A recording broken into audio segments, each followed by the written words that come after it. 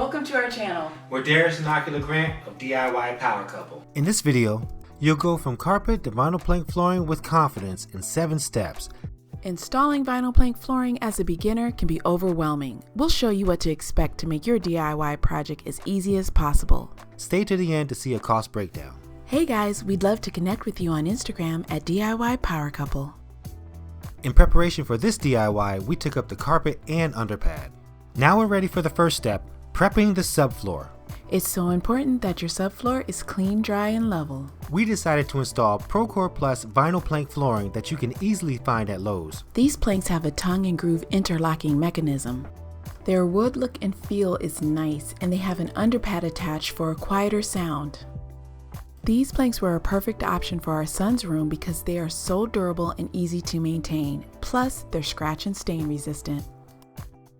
The next step is to calculate the square footage of the room, then add 10% more for extra planks. Believe us, you'll need them for mistakes.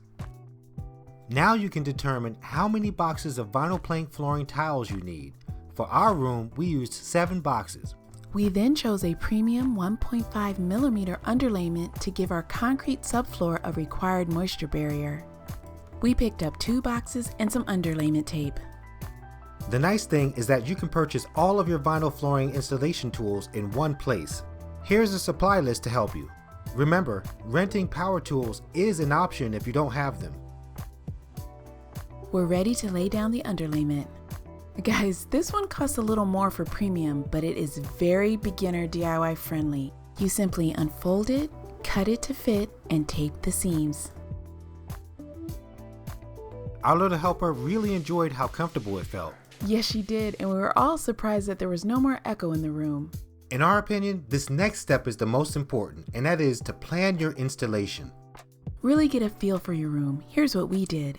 So our plan is to start with the hardest part of the room, and the hardest part of the room for us is going to be the closet area. So now we need to figure out how many planks we're going to have through the width of the room, and then to see what our first cut is going to be. We decided to lay our planks parallel to the sunlight coming from the window. The great thing is you can choose whichever direction you like. Connecting the planks across the floor gave us our midpoint and a feel for the spacing of both the start and the end rows. The goal of laying vinyl plank flooring is to make the first and last row of planks balance in how wide they are. We taped spacers around the baseboards to create an expansion gap for the planks and to prevent them from shifting during install. Now it's time to install your first row of planks. This can be the most challenging, especially if you start on the side with a threshold and closet door jambs like we did. But we wanted to get the hard part out of the way. We got lucky that we were able to push the first plank underneath the transition. Next, we used a sample piece to guide the oscillating tool while cutting under the door jambs. This power tool definitely helps DIYers give the install a nice clean look. We've also tried cutting with a handsaw, but the oscillator is much easier and faster. Our planning revealed that we should cut 2 inches off the width of the planks in the first and last row. We freehanded and cut out notches in one plank to fit around the door jambs. Guys, for us, this was the hardest, most difficult plank to cut and install. After scoring the notch with a utility knife, we used pliers to snap off the piece. Extra planks come in handy in these situations because you may have to measure and cut again. This plank had to connect with the first plank, slide under 2 door jambs, and cover the entire threshold.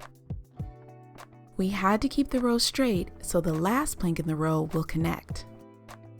This plank required an end cut, so we flipped it around to mark it. We do this so we don't cut off the wrong end. A utility knife and straight edge is all you need to score and snap the short end cuts of these vinyl planks.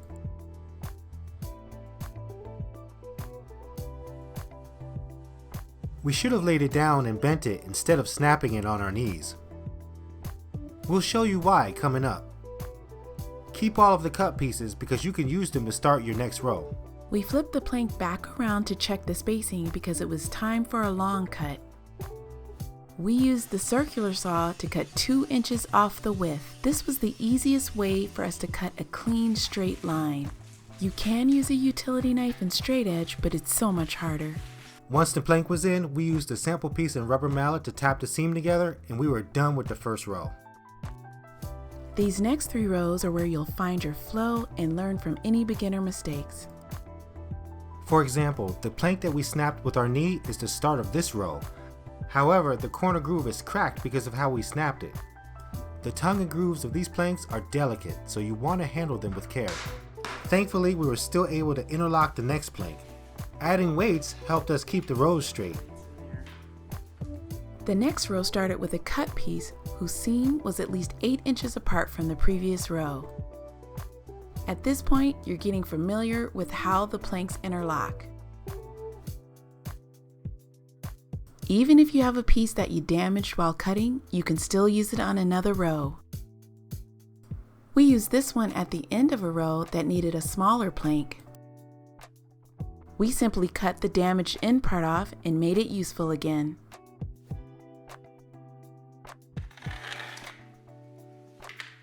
Hey guys, if you're getting value out of this, go ahead and hit that like button and share this video with a friend.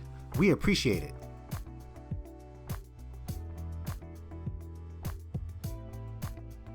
Row 4 went smoothly, and we continued to select planks from different boxes to create a more natural look. On row 5, we encountered a different challenge. A small piece of groove was missing. With a little more effort, the plank still interlocked.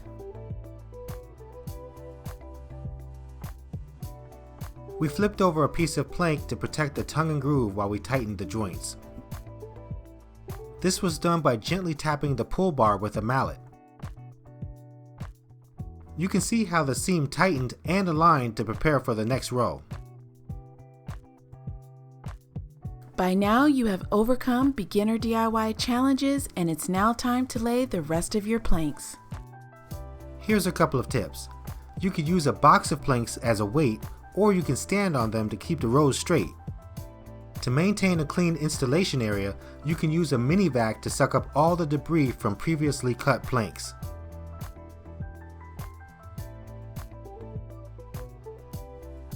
We took a little break after we finished the first 3 boxes.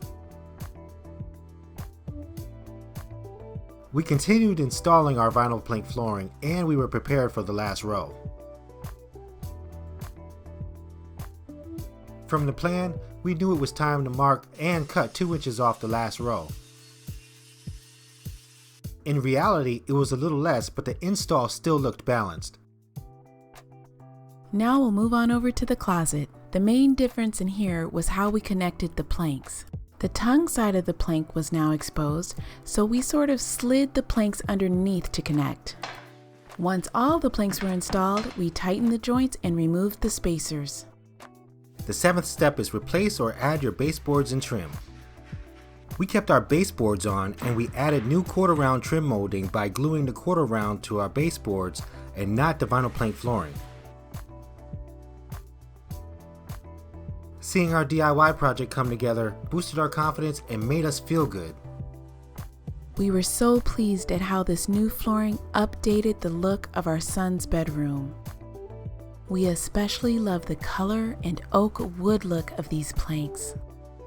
This was our first time installing ProCore Plus vinyl plank flooring, and you see what a DIYer can do. We went through this entire DIY install together, and with these 7 steps, you can DIY too. If you need more encouragement, you can find a complete flooring playlist in the description below. Now you can give your living space a fresh new look and go from carpet to vinyl plank flooring.